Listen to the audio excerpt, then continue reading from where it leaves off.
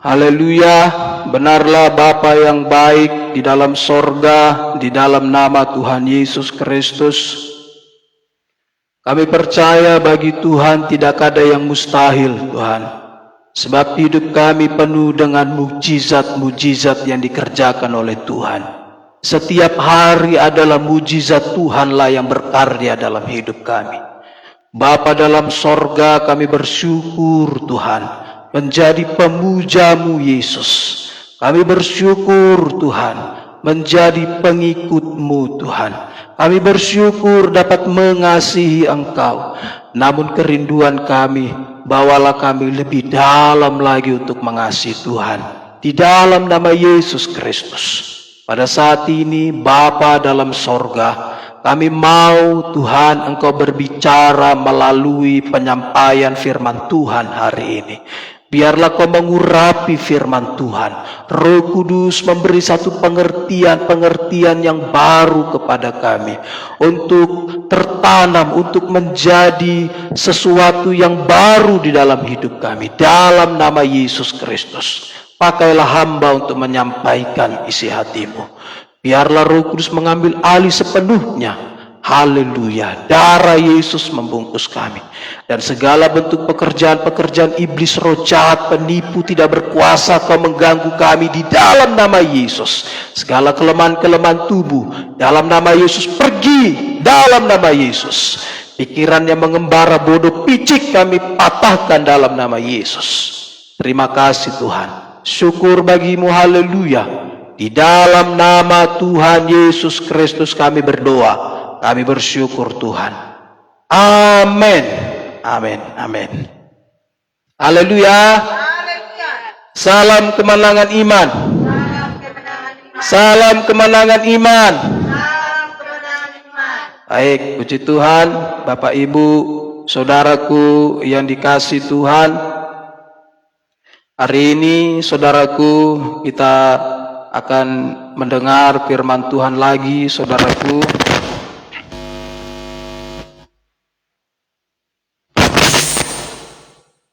Sebentar. Baik. Haleluya. Saudara yang dikasihi Tuhan Yesus, hari ini firman Tuhan yaitu mengenai bangkitlah dan angkatlah mukamu. Di dalam Lukas 21. Mari kita buka kitab kita saudaraku di dalam Lukas 21.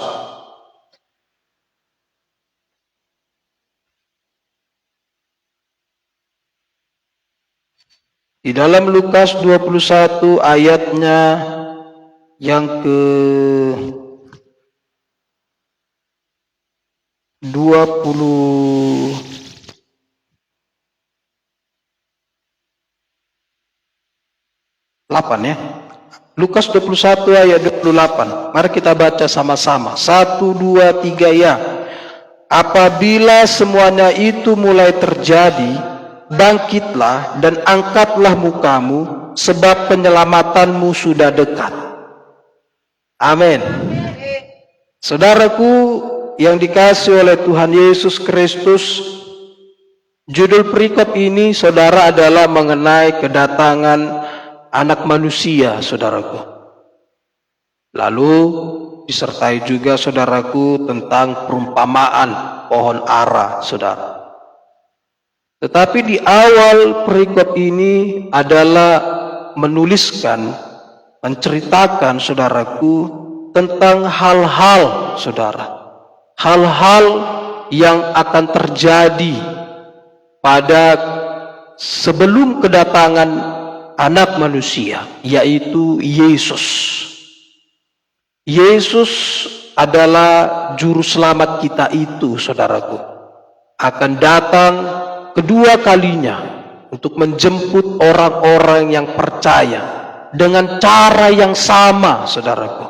Sebagaimana dia terangkat ke sorga. Sebab itulah yang dituliskan di dalam Alkitab. Dikatakan dengan cara yang sama, maka dia akan datang kembali. Jadi saudara yang dikasihi Tuhan, sebelum kedatangan itu, ada beberapa hal yang terjadi, saudaraku, dan itu sudah tergenapi, itu sudah terjadi, saudara, pada zaman kita saat ini. Bahkan, saudaraku, jauh di tahun-tahun sebelumnya pun sudah terjadi, saudara. Jadi, situasi keadaan saat ini yang kita jalani, saudaraku, adalah situasi memang yang sudah di ujungnya, saudara. Kalau bahasa pasarnya dikatakan sudah di ujung tanduk. Jadi Bapak, Ibu, Saudara yang dikasihi Tuhan, kedatangan Tuhan memang akan segera datang. Kedatangan Yesus untuk menjemput gereja Tuhan, untuk menjemput orang-orang yang percaya kepadanya, saudaraku. Kedatangan Tuhan, saudaraku, memang disertai akan tanda-tanda itu. Jadi bagian gereja adalah, saudaraku, yang kudus, semakin kudus, yang jahat, biarlah semakin jahat, kata firman Tuhan. Apakah maksud dari firman Tuhan itu? Maksudnya adalah, saudaraku, yang kudus akan terus menjadi kudus adalah gereja Tuhan harus menjadi saksi. Firman Tuhan itu menjadi kesaksian, saudaraku. Injil yang diberitakan itu harus menjadi kesaksian. Dan hasil daripada Injil keselamatan itu adalah gereja Tuhan, adalah saudara dan saya. Dengan kata lain, saudaraku, gereja Tuhan harus menjadi kesaksian bagi bangsa-bangsa. Bukankah Alkitab mengatakan bahwasanya adakah aku menjumpai iman di bumi ini? Iman, saudaraku, adalah perbuatan-perbuatan, saudaraku. Jadi Alkitab mengatakan di dalam Lukas 21 ayat 28 tadi, apabila semuanya itu mulai terjadi, dikatakan, saudaraku, apabila semuanya, saudaraku, tanda-tanda itu mulai terjadi, ada hal-hal yang harus diperbuat, yang dikerjakan oleh gereja Tuhan, oleh saudara dan saya. Firman Tuhan lagi dikatakan, bangkitlah, saudaraku. Jelas sekali dikatakan, saudaraku, untuk bangkit. Bangkit itu sangat penting, saudaraku. Firman Tuhan banyak menuliskan tentang, saudaraku, kebangkitan, tentang bangkit, saudara. Bangkitlah. Ada satu perintah dikatakan di situ, saudaraku, yaitu bangkitlah, saudara. Saudara yang dikasihi Tuhan, firman Tuhan dengan jelas mengatakan, menyuruh kita untuk bangkit.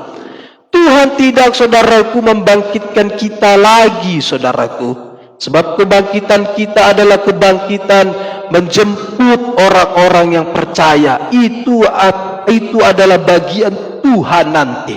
Kita dibangkitkan. Tapi ketika kita mengiring Yesus saat ini, ketika kita menjalani kehidupan kita di dalam kekristenan, yaitu pengikutan akan Tuhan, saudaraku, kita tidak bisa, bahkan tidak boleh, saudaraku, untuk terlena di dalam keadaan-keadaan. Baik itu keadaan yang baik, saudaraku, yaitu sering yang kita bilang, saudaraku, berkat, saudara.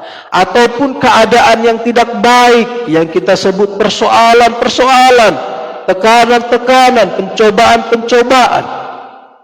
Satu hal, firman Tuhan dengan jelas mengatakan, bangkitlah, agar supaya kita bangkit, jangan terlena di dalam berkat Tuhan. Bangkitlah untuk lebih dalam lagi mengasihi Tuhan. Sebab pengikutan kita, saudaraku, bukan dikarenakan berkat Tuhan. Pengikutan kita dikarenakan kita mengasihi Tuhan, saudaraku. Karena saya dan saudara mengasihi Tuhan, itulah tujuan utama kita mengikuti Tuhan. Itulah tujuan utama sampai saat ini, saudaraku, kita masih hidup di dalam perjalanan sesuai dengan firman Tuhan. Bapak, Ibu, Saudara yang dikasihi Tuhan, bangkitlah, kata firman Tuhan. Di dalam mengiring Yesus, saudaraku, sungguh sangatlah tidak dipungkiri. Apabila saudaraku kita berada saudara di dalam padang gurun. Sebab memang bangsa Israel ketika mereka dikeluarkan dari tanah Mesir untuk sampai kepada tanah perjanjian, yaitu tanah Kanaan yang berlimpah susu dan madunya. Dengan kata lain, saudaraku, ada tanah perjanjian yang disediakan Tuhan, yang berlimpah-limpah berkatnya, saudaraku. Untuk sampai kepada tanah Kanaan, saudaraku, ada perjalanan yang harus dijalani bangsa Israel, yaitu padang gurun. Padang gurun itu, saudaraku, seharusnya tidak perlu dijalani 40 tahun. Tetapi Alkitab menuliskan, menceritakan dengan jelas, bangsa Israel menjalani perjalanan di padang gurun itu 40 tahun. Yang sesungguhnya tidak sampai, saudaraku, bertahun-tahun, saudara. Hanya beberapa hari saja. Lalu kenapa itu terjadi, saudaraku? Dikarenakan bangsa Israel itu adalah umat pilihan Tuhan itu yang dikeluarkan dari tanah Mesir. Mereka bersungut-sungut. Mereka hanya melihat keajaiban-keajaiban yang dikerjakan Tuhan. Yang dipakai Musa, saudara. Tuhan memakai Musa. Mereka hanya melihat ke-10 tulah itu, saudaraku. Mereka hanya melihat, saudaraku, laut Kulsum ataupun laut Teberau ataupun laut Merah itu dibelah, saudara. Mereka hanya melihat itu, saudara. Tetapi, saudaraku, sungguh di dalam hatinya ada kesungut-sungutan. Ada ketidakrelaan meninggalkan kenyamanan di Mesir, saudaraku. Bahkan dituliskan dengan jelas mereka mempersoalkan, saudaraku, daun pre, katanya. Bawang pre mereka persoalkan. Persoalan makan dan minum, saudaraku. Memang pada saat kita hidup di bumi ini, makan dan minum itu perlu, saudara. Tetapi di dalam pengikutan kita akan Tuhan, pengikutan kita akan Tuhan adalah mengasihi Tuhan lebih sungguh lagi, saudara. Adalah mengenal pribadi Kristus, mengenal pribadi Yesus, saudara. Lebih dalam lagi di dalam hidup kita. Karena ketika kita mengasihi Tuhan, ada berkat Tuhan. Itulah yang dimaksud di dalam Matius 6 ayat 33. Carilah dahulu kerajaan Allah dan kebenarannya, maka semuanya itu akan ditambahkan kepadamu. Apakah maksudnya, saudaraku, mencari kerajaan Allah dan kebenarannya? Adalah mengasihi Tuhan, saudara. Adalah cinta kepada Tuhan.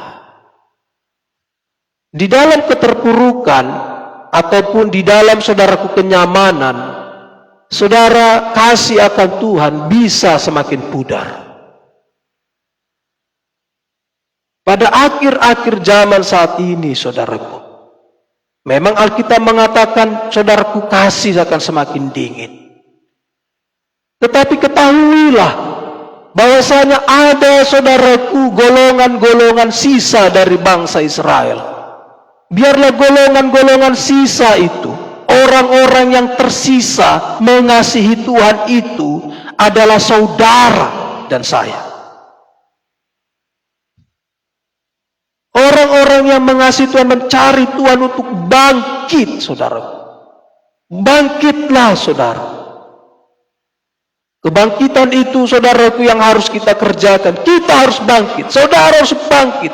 Membangkitkan diri saudara, membangkitkan lagi persekutuan saudara, membangkitkan doa saudara setiap hari, membangkitkan pembacaan firman Tuhan. Itu bukan lagi pekerjaan tangan Tuhan, saudaraku. Tapi bangkitlah, saudara harus bangkit. Saudara harus berdiri bangkit, saudaraku. Jangan terlena dengan situasi dan keadaan saudaraku yang menjauhkan saudara akan kasih Tuhan. Mungkin saudara masih tetap berjalan di jalan Tuhan, saudara masih beribadah, saudara masih mengangkat pujian kepada Tuhan. Dilihat orang saudaraku masih beribadah, puji Tuhan. Tetapi Tuhan mengetahui hatimu, saudara. Tuhan melihat hati kita, saudara. Apa yang ada di dalam hati kita? Tuhan mau agar supaya hati kita itu condong kepadanya, saudara. Tuhan mau agar supaya saudaraku hati kita itu melekat kepada Tuhan. Bagian kita adalah untuk bangkit. Jangan terlena, saudaraku. Firman Tuhan mengatakan, saudaraku, di dalam buku Kisah Para Rasul. Kisah Para Rasul 14. Saya bacakan firman Tuhan ayatnya yang ke-8 sampai yang ke-10, demikian firman Tuhan.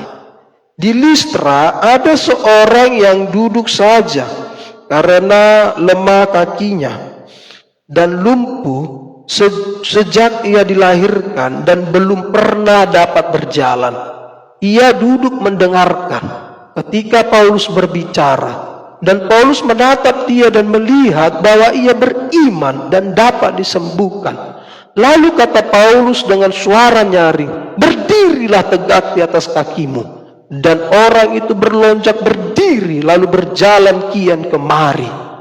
Saudaraku yang dikasihi oleh Tuhan Yesus, baik di tempat ini ataupun yang melihat di dalam program ini, saudara yang dikasihi Tuhan, pada saat firman Tuhan disampaikan, hari ini, saat ini firman Tuhan disampaikan, dengarkanlah saudaraku. Dengarkanlah baik-baik, perhatikanlah firman Tuhan. Saudaraku, bukalah hati saudara, bukalah pemikiran saudara akan firman Tuhan. Pada saat firman Tuhan disampaikan, karena firman Tuhan disampaikan adalah untuk saudara dan saya.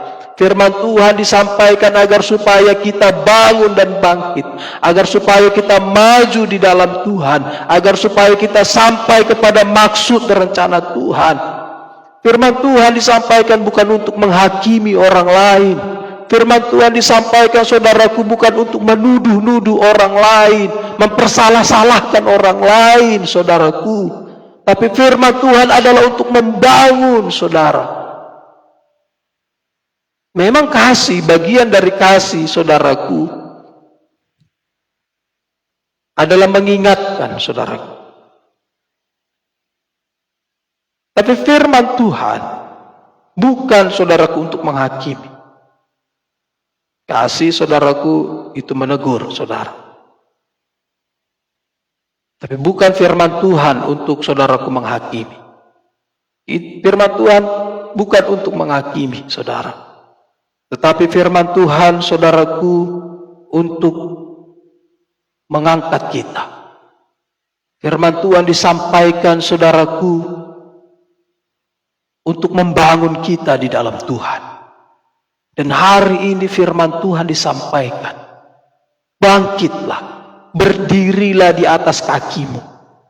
Firman Tuhan mengatakan, berdirilah di atas kakimu, saudaraku. Tegaklah berdiri. Adakah dituliskan di sini Paulus mengangkat orang yang lumpuh di Listra ini? Tidak. Orang yang lumpuh di Listra ini, saudaraku, dia berdiri tegak. Dia yang berdiri. Dia yang bangkit. Karena dia melihat firman Tuhan. Karena dia percaya firman Tuhan. Karena dia beriman akan firman Tuhan. Berdirilah, ada firman Tuhan, saudaraku. Ada firman Tuhan yang disampaikan. Ada firman Tuhan yang dijadikan dalam hidupmu. Bangkit setiap hari, saudaraku, bangun dan bangkit. Sangat perlu, saudaraku, bagian kita mengerjakan. Yesus mau agar supaya, saudaraku yang dikasih Tuhan, di dalam padang gurun itu,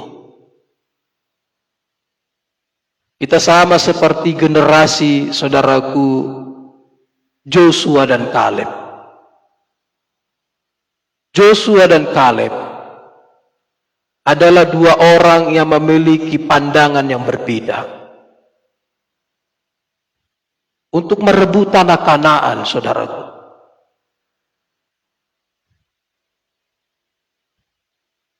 Teman-teman Joshua dan Kaleb untuk mengintai saudaraku tanah Kanaan itu. Mereka melihat bahwasannya mereka sangat kecil. Orang-orang yang dihadapi besar. Mereka menganggap dirinya belalang. Maka saudara, belalang itu adalah binatang, saudara.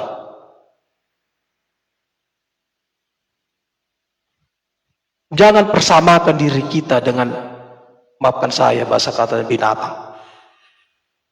Jangan samakan kita dengan binatang di hadapan Tuhan.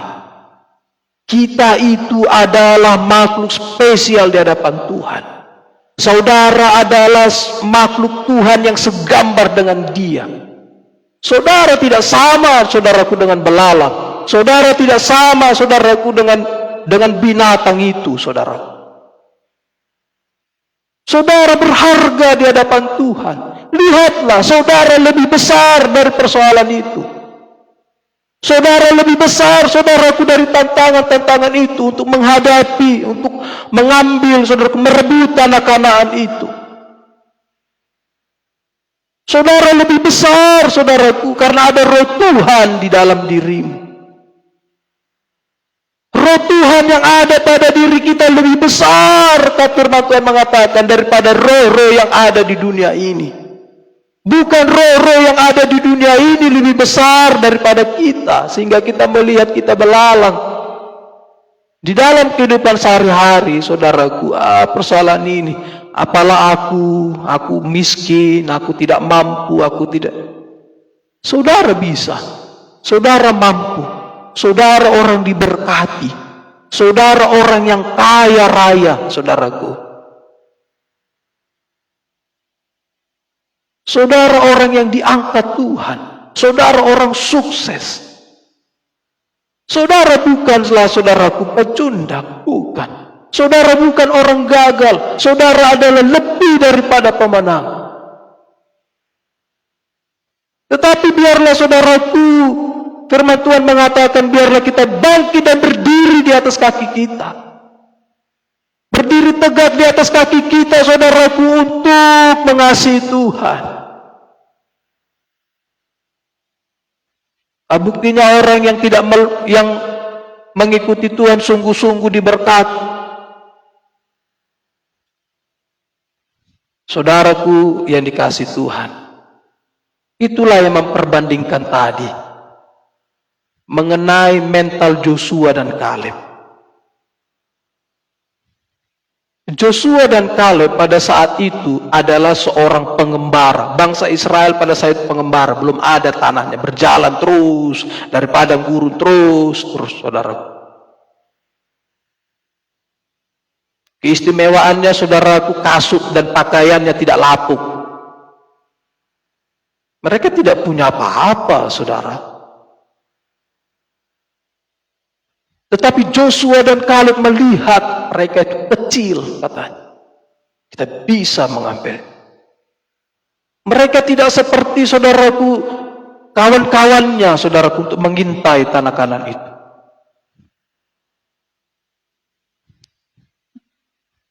Jangan melihat diri kita itu sama seperti orang yang tidak mengasihi Tuhan.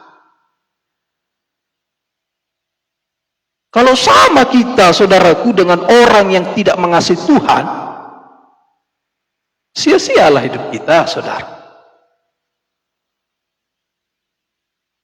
Hidup kita itu berbeda, hidup saudara itu berbeda, saudaraku. Jangan persamakan, jangan bandingkan hidup saudara itu dengan orang-orang yang tidak mengasihi Tuhan itu. Tapi lihatlah janji Tuhan. Lihatlah, saudaraku, kasih karunia Tuhan. Lihatlah tangan Tuhan yang bekerja di dalam hidupmu, saudara. Lihat penyertaan Tuhan setiap hari. Memang Tuhan kita di dalam Yesus bukan pesulap, saudara. Bim salabim, jadilah. Bim salabim, bukan, saudara. Sedangkan Alkitab menuliskan, saudaraku, untuk menciptakan, saudaraku, sesuatu di alam semesta ini, dia membutuhkan 1 hari menciptakan. Untuk menjadi terang, dia membutuhkan 1 hari menciptakan terang. Memang dituliskan, jadilah terang. Itulah hari yang pertama, 1 hari, saudara. Apa maksudnya? Maksudnya ada prosesnya, saudara. Ada proses di dalamnya. Berkat Tuhan, kita diberkati. Diberkatilah, aku datang untuk memberi engkau hidup yang berkelimpahan. Kan bukan langsung bim salabim berkelimpahan. Oh, enggak juga, saudara. Ada prosesnya, saudara. Ada waktu yang memproses itu semua. Sehingga kita menjadi hidup yang berkelimpahan. Kelimpahan, saudaraku, hati yang bermurah hati. Memiliki hati yang bermurah, maksudnya, saudara. Berkelimpahan, saudara.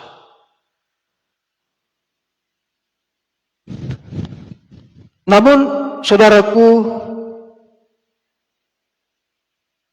dimulai ketika kita bangun dan bangkit. Hidup di dalam Tuhan adalah, saudaraku, kita menghidupi Dia. Firman Tuhan mengatakan, akulah kebangkitan dan hidup.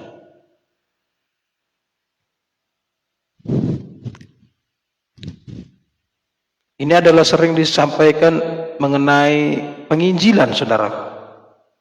Penginjil-penginjil, saudaraku, banyak memakai ayat ini. Haleluya, baik itu, saudara. Tapi saya memakai ayat ini, saudaraku, di dalam pengembalaan ini untuk mendorong saudara untuk bertambah mengasihi Tuhan. Di dalam Yohanes 11 ayat 25 dikatakan firman Tuhan, jawab Yesus, akulah kebangkitan dan hidup. Barang siapa percaya kepadaku, ia akan hidup walaupun ia sudah mati. Dikatakan Yesus adalah kebangkitan dan hidup. Yesus itu, saudaraku, adalah kebangkitan dan hidup yang harus ada di dalam kita, di dalam diri saudara. Jadi sesungguhnya, saudaraku, kebangkitan itu ada di dalam diri saudara. Kebangkitan itu ada di dalam dirimu, saudaraku. Bukan hanya kehidupan kekekalan yang ada dalam dirimu, tetapi juga, saudaraku, kebangkitan itu ada di dalam dirimu. Bukankah engkau telah menerima Yesus sebagai juru selamatmu di dalam hidupmu? Bukankah kita berdoa, Tuhan, aku buka hatiku, masuklah engkau di dalam hatiku, masuklah engkau dalam hidupku. Dan Alkitab mengatakan, jawab Yesus, akulah kebangkitan dan hidup. Yesus yang ada dalam kita bukan hanya memberikan kehidupan, tetapi kebangkitan.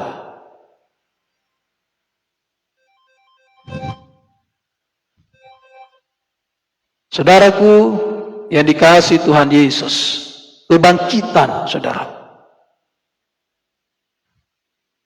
harus ditindakkan. Sama dengan kehidupan di dalam Yesus itu harus ditindakkan. Hidup benar, hidup kudus, hidup sesuai dengan firman Tuhan. Saudaraku, itu harus ditindakkan. Dan serupa dengan itu tentang kebangkitan.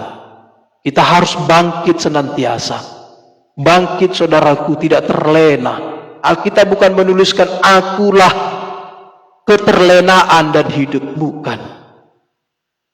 Kehidupan yang diberikan Yesus kepada kita bukan supaya kita terlena, saudara. Bukan supaya kita terpuruk, saudaraku, di dalam persoalan itu. Tetapi agar supaya kita bangkit. Bangkit, saudaraku, di dalam Tuhan. Lalu dilanjutkan, dikatakan, saudaraku, barang siapa percaya kepadaku, ia akan hidup. Barang siapa yang percaya bahwasanya di dalam dirinya, saudaraku, ada kebangkitan, ada kehidupan Yesus itu, dia akan hidup, saudaraku. Sesungguhnya hidup, saudaraku, Yesus itu ada dalam dirimu. Roh yang mengasihi Tuhan, roh yang cinta kepada Tuhan itu ada di dalam dirimu. Itu adalah kehidupan. Ketika saudaraku kita bangkit, kita akan hidup. Sekalipun saudaraku sudah mati. Sekalipun dikatakan walaupun ia sudah mati, dikatakan.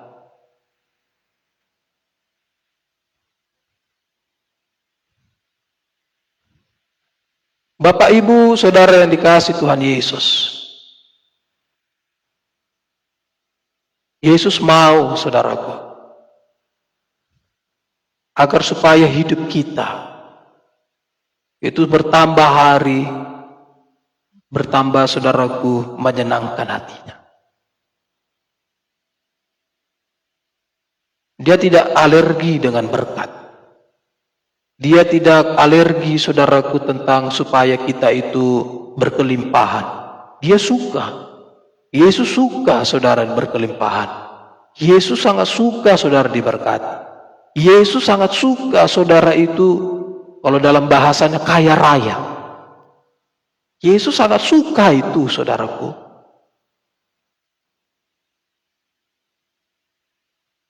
Tetapi saudaraku, Yesus tidak suka agar bahwasanya, saudaraku, di dalam berkat itu kita itu seperti orang lumpuh tadi, hanya duduk saja. Terlena dia, merasa nyaman dia. Ataupun di dalam persoalan, saudaraku, dia hanya duduk, mempersalahkan dirinya. Siapa aku ini? Orang yang berdosa aku ini. Tidak diampuni Tuhan lagi dosa. Saudaraku, bangkitlah. Saudara tidak sama dengan belalang. Jangan samakan dirimu, saudaraku, dengan belalang. Saya ulangi, bahasa kasarnya, jangan samakan dirimu dengan binatang. Maafkan saya kalau bahasa seperti itu. Tapi memang itulah belalang, dituliskan karena belalang. Kalau Amsal, orang pemalas belajar kepada semut. Nah, semut itu kan binatang juga, saudara. Kita adalah orang yang sangat spesial, sangat istimewa. Ada roh Tuhan yang besar. Ada kebangkitan, ada kehidupan Yesus dalam diri. Kehendak daripada Tuhan, kehendak daripada Yesus itu adalah, saudaraku, mengenal Dia. Kehendak Tuhan dalam hidup kita adalah mengenal Dia di dalam kebangkitannya. Rasul Paulus menuliskan di dalam buku Filipi, dalam Filipi 3 ayatnya yang ke-10. Saya bacakan lagi dalam Filipi 3 ayatnya yang ke-10 dan ayat ke-11.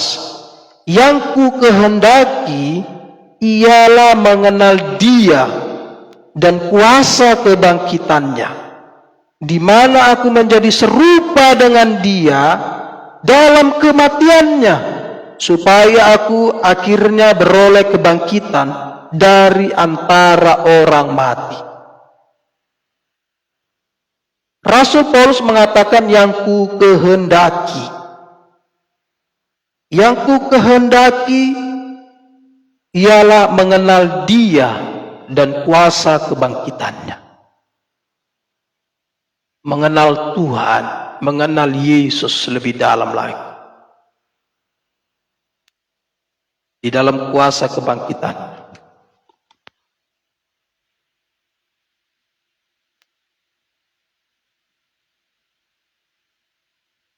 Saudara yang dikasihi Tuhan, mengenal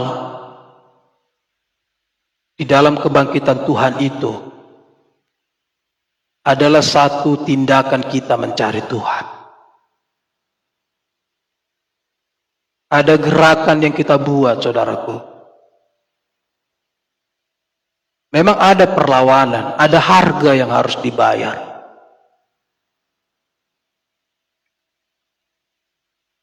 Tetapi saudaraku, ada kuasa kebangkitannya. Kenalah juga kuasa kebangkitan.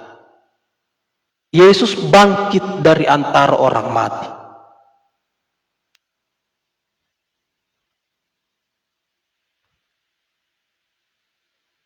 Ada banyak sekali yang mengartikan bahwasanya kita juga bangkit nanti dari antara orang mati. Betul, saudaraku. Satu hari nanti, saudaraku, kalaupun kita lebih dahulu, saudaraku, habis waktunya sebelum kedatangan Yesus, kita akan bangkit dari antara orang mati.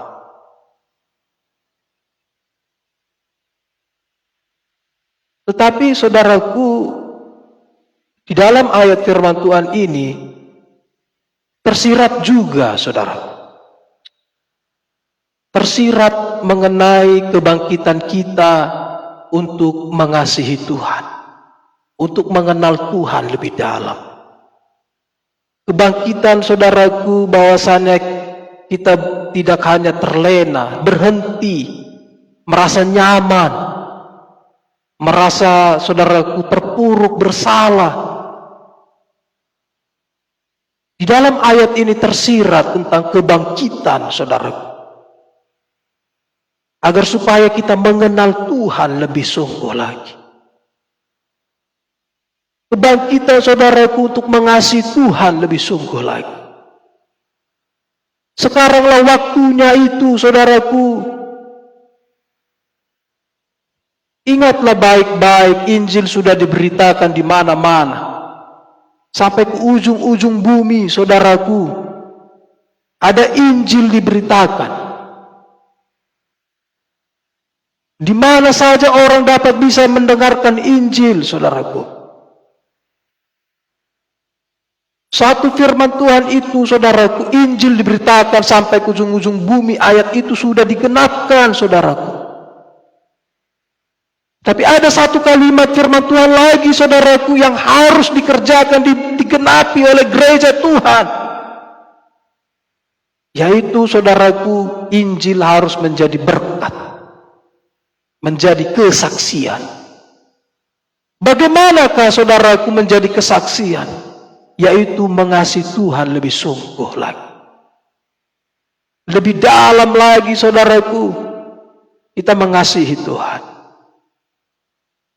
Apa yang mengasihi Tuhan? Memang, saudaraku, mengasihi Tuhan itu sangat banyak penjabarannya. Ada kesetiaan, ada sukacita, ada tentang iman, ada banyak, saudaraku. Tetapi satu perkara, bangkit di dalam Tuhan untuk menjadi berkat. Gereja Tuhan harus menjadi berkat. Anak-anak Tuhan harus menjadi berkat. Injil yang sudah diberitakan di ujung-ujung bumi ini, saudaraku, harus menjadi berkat.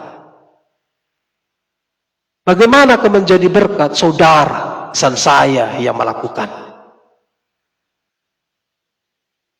Tuhan tidak memakai, saudaraku, ayam berkokok lagi untuk menegur muridnya.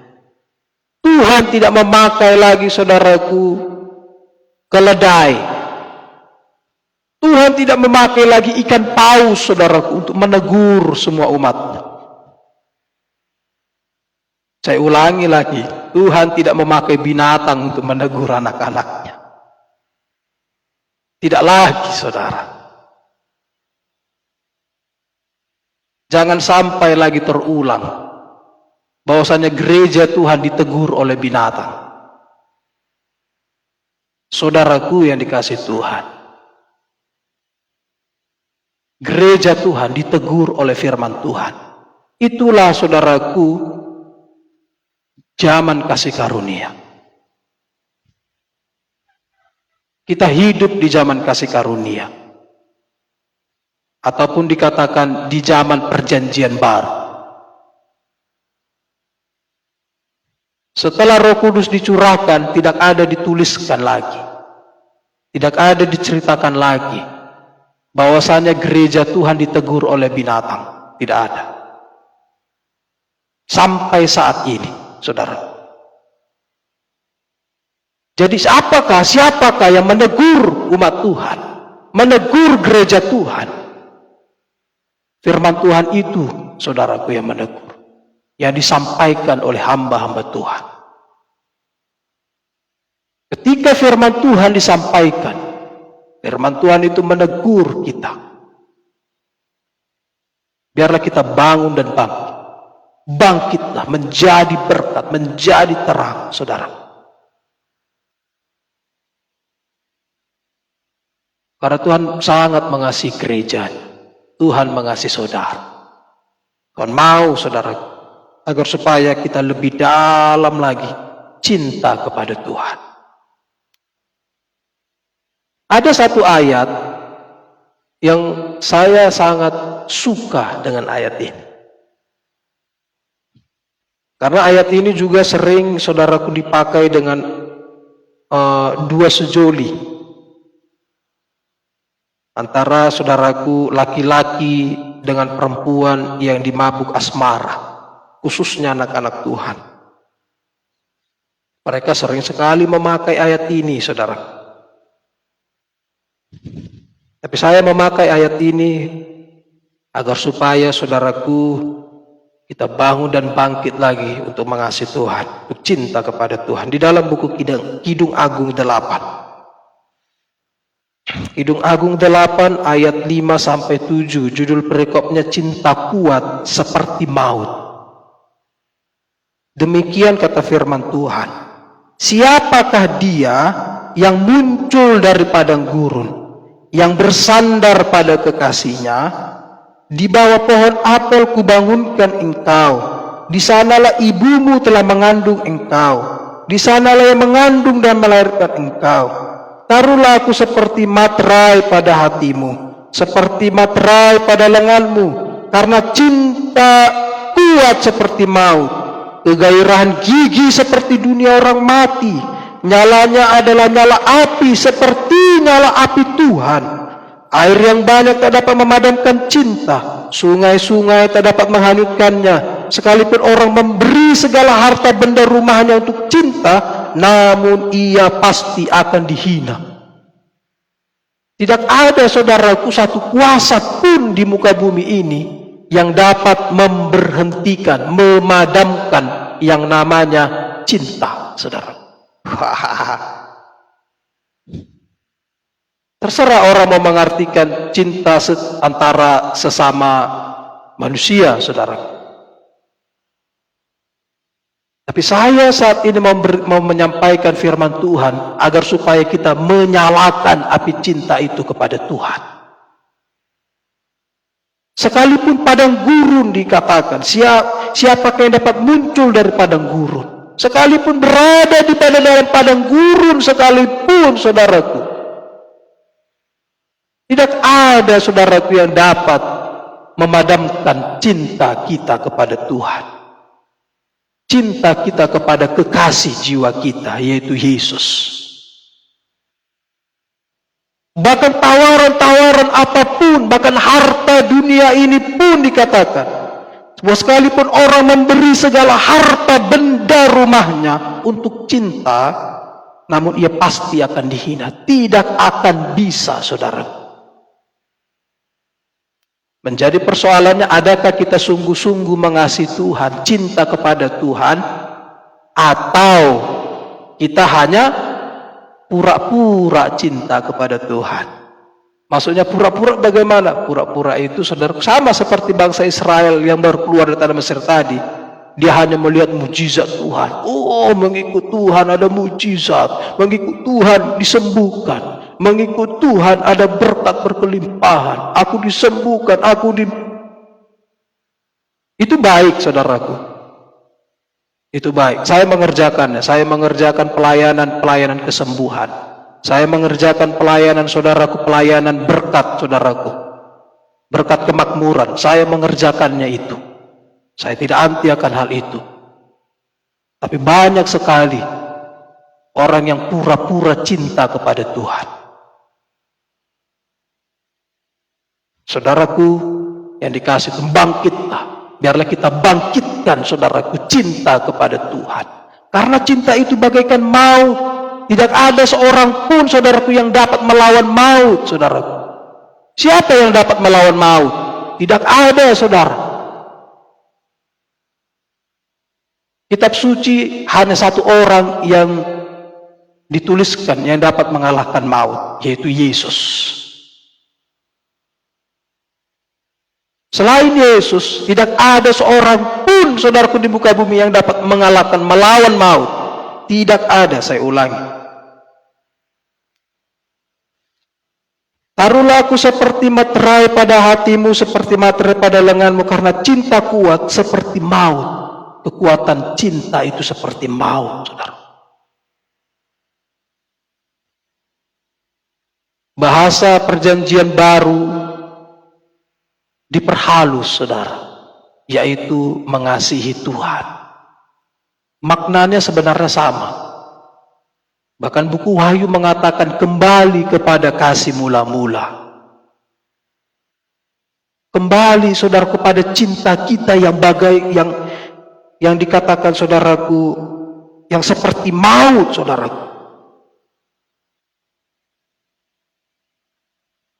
Cinta yang kuat seperti maut. Itulah yang dimaksudkan di dalam Wahyu itu, kembali kepada kasih mula-mula. Taruhlah, materaikanlah saudaraku seperti materai pada hatimu, seperti materai pada lenganmu, katanya. Jadi saudaraku, cinta kepada Tuhan itu seperti materai, saudaraku. Dimateraikan, saudaraku, dalam hati kita. Dimateraikan di dalam lengan kita, saudaraku. Maksudnya apa di lengan kita? Maksudnya, saudaraku, di dalam setiap apa yang kita kerjakan, kita cinta kepada Tuhan. Rasul Paulus mengatakan mengerjakan segala sesuatunya seperti untuk Tuhan. Memateraikannya, saudaraku, di tangan kita. Karena kita cinta kepada Tuhan. Cinta kepada Yesus. Tidak ada satu hal pun yang dapat, saudaraku, menggugah atau menggoyangkan cinta kita kepada Tuhan. Biarlah kita semakin cinta kepada Yesus. Bangkitlah, saudara. Terus bangkit cinta kepada Yesus.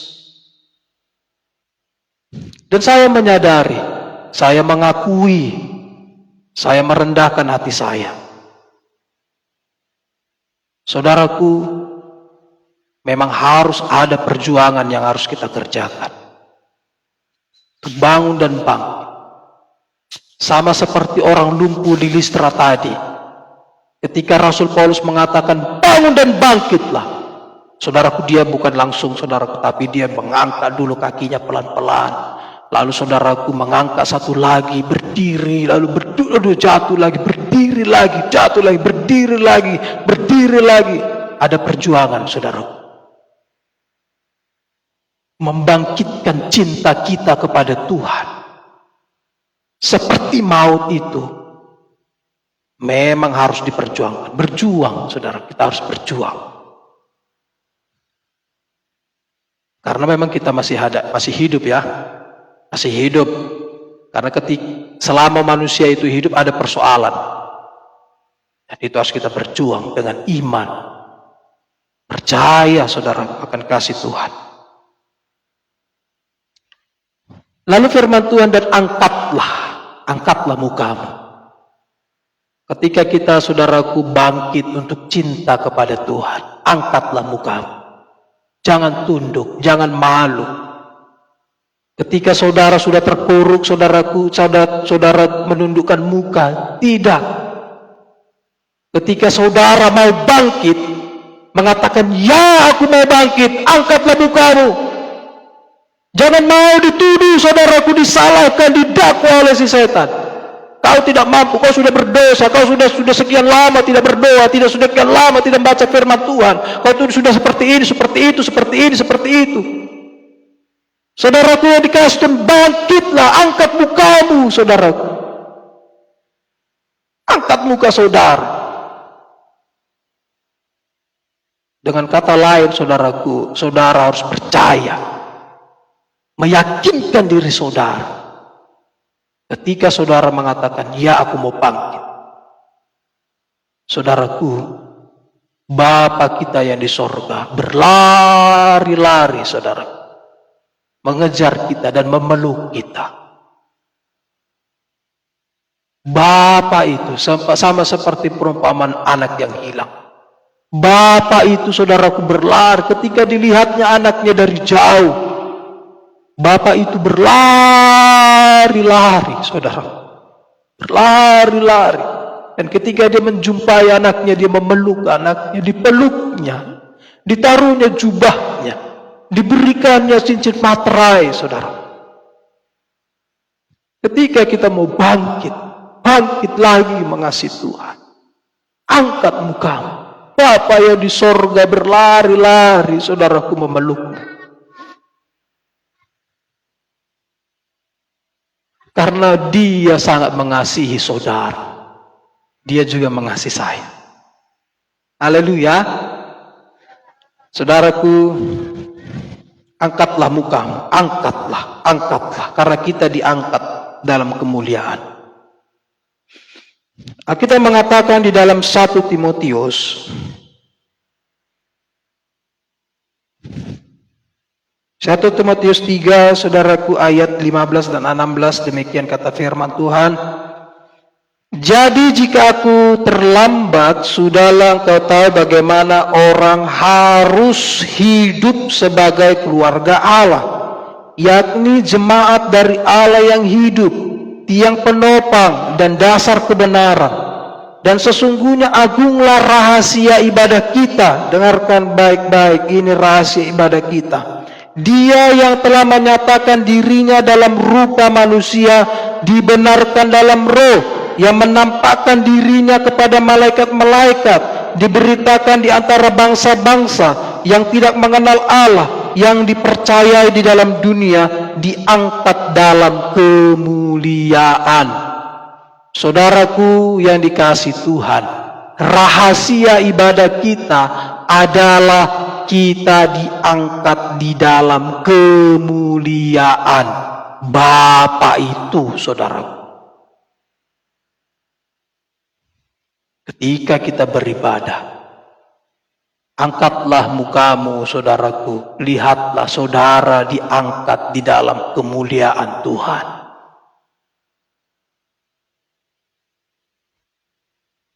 Bagaimana orang harus hidup sebagai keluarga Allah, yaitu jemaat dari Allah yang hidup, yang tiang penopang dan dasar kebenaran. Tetap dasarnya adalah kebenaran. Saudaraku, mengangkat, kita angkat muka kita dalam kemuliaan Bapa. Kemuliaannya dijadikan kita umatnya, dijadikannya kita jemaatnya, saudaraku, warga kerajaan sorga. Bahkan buku Roma dikatakan kita diangkat juga menjadi anak-anaknya, saudara, menjadi anak-anak Tuhan. Wah, tidak gampang, saudaraku, menjadi anak-anak Tuhan, saudaraku. Menjadi anak-anak Bapa yang di sorga. Untuk menjadi anak angkatlah dulu. Anak angkat Presiden Jokowi, oh tidak mudah, saudara. Mana gampang, saudara. Tetapi Bapa yang di sorga, pemilik segalanya, langit dan bumi, sorga dan segala isinya, jelas mengatakan kita diangkat menjadi anak-anaknya. Ada syaratnya? Ada, memang ada juga syarat. Coba kita lihat ya. Dalam Roma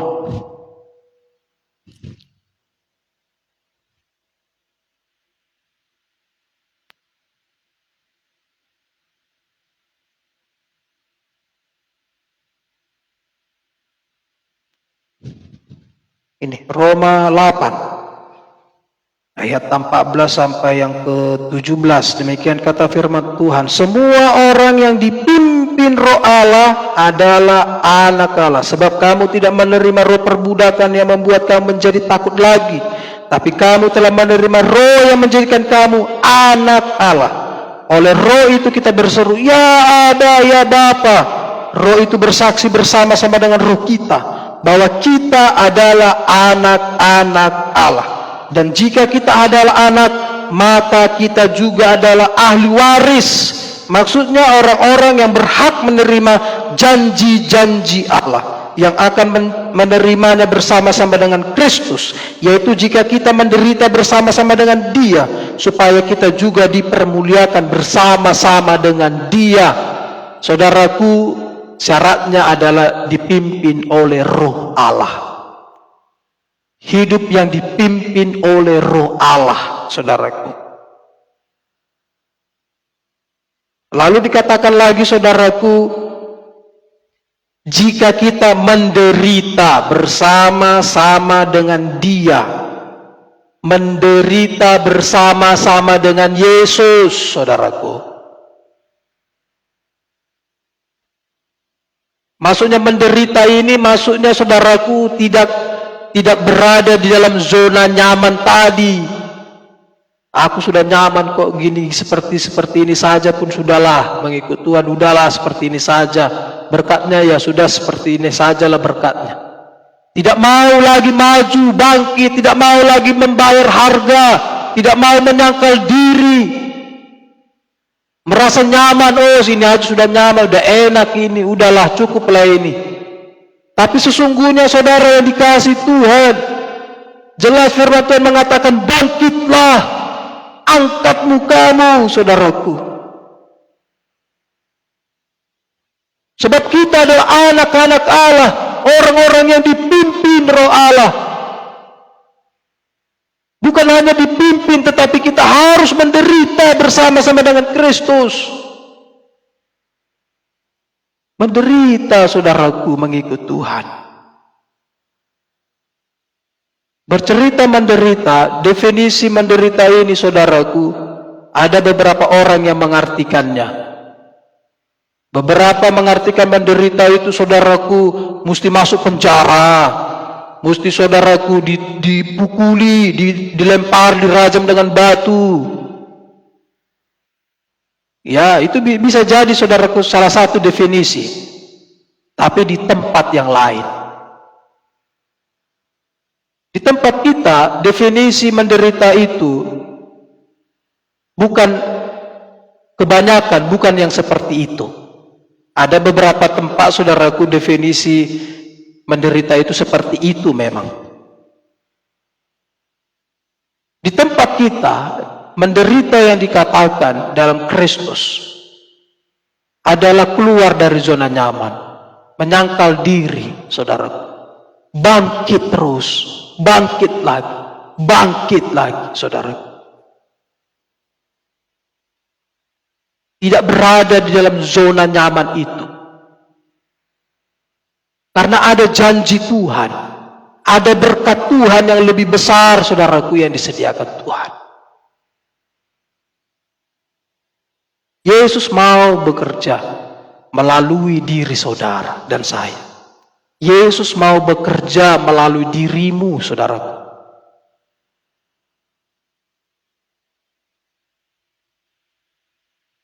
Ada satu ayat yang terakhir yang mau saya sampaikan. Di dalam buku Yakobus. Di dalam Yakobus 2, saudara.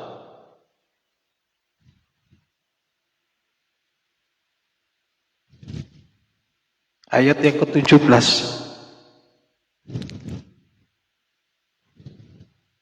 Kita akan membaca sampai ayat 22. Mari kita baca sama-sama. Yakobus 2 ayat 17 sampai yang ke-22. Kita baca 1, 2, 3 ya. Sudah dapat, saudaraku? Amin. Ayo kita baca sama-sama 1, 2, 3 ya. Demikian juga halnya dengan iman. Jika iman tidak disertai perbuatan, maka iman itu pada hakikatnya adalah mati. Tetapi mungkin ada orang berkata padamu ada iman dan padaku ada perbuatan. Aku akan menjawab dia, tunjukkanlah kepadaku imanmu itu tanpa perbuatan, dan aku akan menunjukkan kepadamu imanku dari perbuatan-perbuatanku. Engkau percaya bahwa hanya ada satu Allah saja, itu baik. Tetapi setan-setan pun juga percaya akan hal itu dan mereka gemetar. Hai manusia yang bebal, maukah engkau mengakui sekarang bahwa iman tanpa perbuatan adalah iman yang kosong? Saudaraku, amin. Oh, kurang lagi, ya, itu 1 dan 2, betul. Kita lanjutkan, 1, 2, 3, ya. Bukankah Abraham bapa kita dibenarkan karena perbuatan-perbuatannya ketika kita mempersembahkan Ishak anaknya di atas mezbah? Kamu lihat bahwa iman bekerja sama dengan perbuatan-perbuatan, dan oleh perbuatan-perbuatan itu iman menjadi sempurna. Haleluya. Saudaraku, jelas dikatakan iman yang disertai dengan perbuatan-perbuatan itu adalah sempurna. Haleluya. Jadi iman bukan sekedar, saudaraku, definisi iman bukan hanya sekedar percaya di dalam pemikiran, percaya di dalam teologia. Bukan. Tetapi iman adalah, saudara, percaya yang ditindakkan. Tanpa tindakan, saudaraku, iman itu mati, dikatakan tidak sempurna. Jadi iman kita kepada Yesus harus ada tindakan-tindakannya. Mengasihi Tuhan harus ada tindakan-tindakannya. Cinta kepada Tuhan yang bagaikan maut, cinta bagaikan maut, harus ada tindakan-tindakannya, saudara.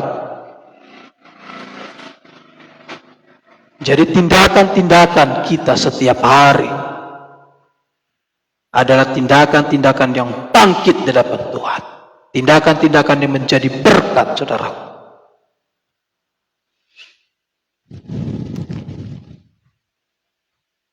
Kalau kita hanya beriman bahwasanya Tuhan itu ada,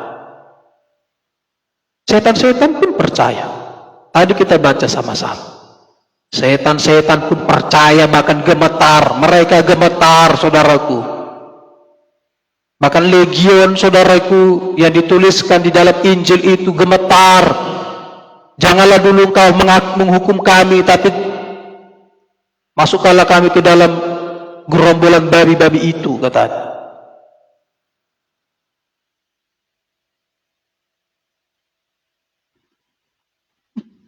Dengan kata lain, saudaraku, kasih kita kepada Tuhan. Kan kita beriman, kita mengasihi Tuhan. Amin. Beriman mengasihi Tuhan. Jadi kasih kita kepada Tuhan harus ada tindakan-tindakan, perbuatan-perbuatannya. Karena kita mengasihi Tuhan lebih dalam lagi. Di dalam setiap hari melakukanlah segala sesuatu yang seperti itu Tuhan. Biarlah cinta kita kepada Tuhan kita materaikan di dalam hati kita. Seperti materai. Seperti apa bahasanya? Perangko. Wah, iya. Kalau dalam satu surat saudaraku resmi, dia harus ada materai. Kalau materainya masih materai 7.000 nggak laku lagi, mesti materai 10.000 sekarang. Materainya naik harganya, saudara. Tetapi materai yang dimaksudkan adalah suatu ketetapan. Biarlah, saudaraku, cinta kita kepada Tuhan itu dimateraikan dalam hati kita dan dimateraikan di tangan kita. Bedanya dengan antikristus, mereka memberi tanda di dahi, dimateraikan di dahi, 999 dan juga di tangan. Tetapi cinta kepada Yesus dimateraikan di hati, saudara, dan juga di tangan. Kenapa di tangan itu sama? Karena saudaraku sama-sama memerlukan tindakan, sama-sama memerlukan perbuatan, sama-sama memerlukan sesuatu yang nyata. Karena antikristus pun memerlukan perbuatan sesuatu yang nyata, saudara. Dimulai dari saudaraku pemahaman, dari pemikiran. Tapi cinta kepada Tuhan dimulai dari hati kita yang mengasihi Tuhan. Lebih dalam lagi, saudara. Biarlah jadi itu pada saudara. Saya berdoa kepada Tuhan, biarlah kiranya saudara memiliki hati yang haus dan lapar akan mengasihi Tuhan lebih sungguh lagi. Saya berdoa biarlah saudara didorong Tuhan untuk melihat betapa manisnya, betapa indahnya hidup di dalam mengasihi Tuhan. Dan saya berdoa, tangan Tuhanlah yang menyertai kehidupan saudara, sehingga saudara bangun dan bangkit di dalam kehidupan rencana Tuhan. Dijadikanlah itu pada saudara di dalam nama Yesus. Haleluya. Saudaraku, sampai sini firman Tuhan. Puji Tuhan, saudaraku, kita tutup firman Tuhan. Ayo kita berdoa lagi. Bapa dalam sorga, terima kasih Tuhan, hari ini telah kami mendengarkan firman-Mu. Biarlah firman Tuhan pada hari ini Kau teguhkan, Tuhan. Hamba berdoa, Roh Kudus, biarlah firman Tuhan ini kuat, Tuhan, untuk mendorong, untuk membangun setiap anak-anak-Mu, setiap umat-Mu, baik yang ada di tempat ini, dalam pengembalaan ini, maupun yang melihat, menyaksikan dalam program ini, Tuhan. Di dalam nama Yesus, terpujilah nama-Mu, Tuhan. Sebab kami percaya Tuhan kami adalah Tuhan yang hidup, Tuhan yang tidak dibatasi oleh ruang-ruang waktu. Kuasa Tuhan bekerja atas kehidupan kami setiap hari. Di dalam nama Yesus kami berdoa, kami bersyukur. Haleluya, haleluya. Amin. Amin.